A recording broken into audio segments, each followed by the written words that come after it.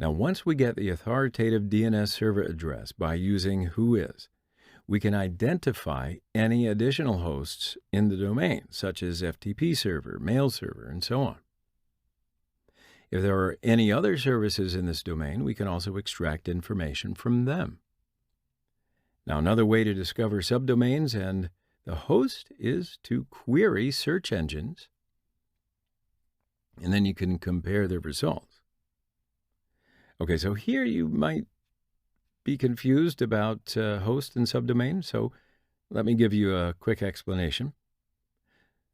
If you think of the address x.example.com, now x is the subdomain of example.com. And x.example.com can be a host if it is connected to an IP address and resolves to a computer when one goes to x.example.com. Cool? So anyway, there are multiple ways to extract additional host and subdomain information. So that means there's lots of tools out there for us to use on this purpose. And I'm going to use two tools that are already present in Kali, Fierce and Theharvester. Now, Fierce is a really cool tool.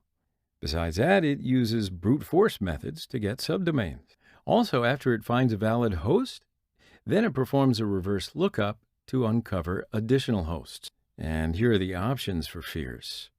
Okay, so first we're going to run a basic scan.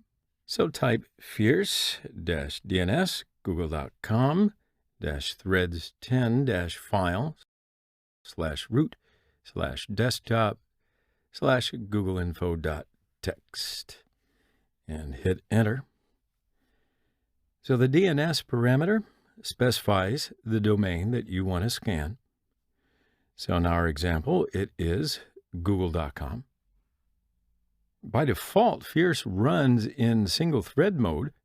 So because of this, I can add the threads parameter to increase the speed. So that makes the scan run faster. And then the file parameter helps us to save the results to a file. Now, while scanning the hosts or subdomains, what happens in the background? So Fierce first tries to find the DNS servers for the target domain. And next, as I'm showing you on the screen, it attempts to do a zone transfer. Now, at this point, if a zone transfer is successful, Fierce will stop running. And then you can take that information that you got from the zone transfer. Now, if zone transfer fails, as it has in our scan, it checks if wildcard DNS is enabled. And then it performs a brute force against the domain using its built-in word list. Okay, so now the scan is complete. And as you can see, once the scan is finished, the found subdomains and discovered subnets are listed. We can also view and save the file, but the content is not that different. In fact, it's not different at all from the output on our screen. It just makes it convenient. And by default, Fierce uses its own built-in word list. But it also provides the ability to use a custom word list that you can build. And sometimes different word lists can uncover new subdomains. So the second tool is the Theharvester. It is another subdomain scanner, and it gathers public information such as employee names, emails, subdomains, banners, and other similar information. But for now, we're just going to deal with subdomains and host.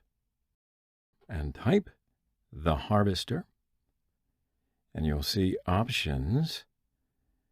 Now, it's quite easy to use this tool, so let's just run it quickly.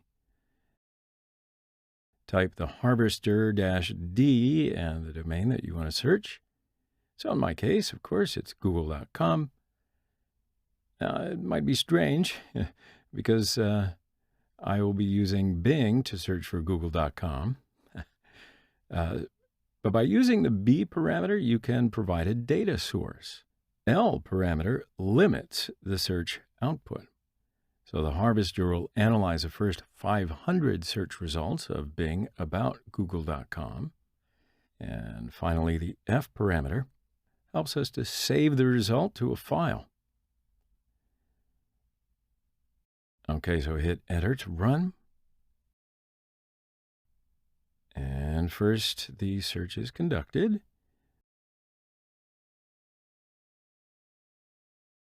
Then it will analyze the result.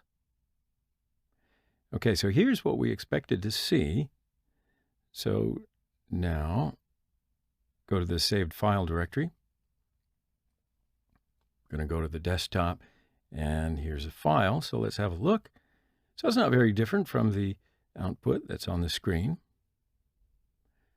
but at least we can have smaller graphics.